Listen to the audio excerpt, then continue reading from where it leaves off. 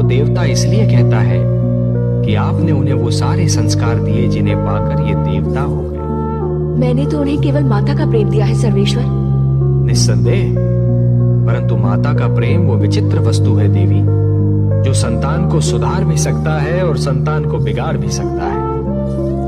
आपने अपनी संतान को अच्छी शिक्षा दी, अच्छे आचार विचार दिए, अच्छाई और बुराई की पहचान कराई, जीवन जीने के ढंग सिखाए, उन्हें बुरी डगर पर चलने से रोका, उनकी हर भूल पर उन्हें टोका, और यही तो माता का वास्तविक प्रेम है।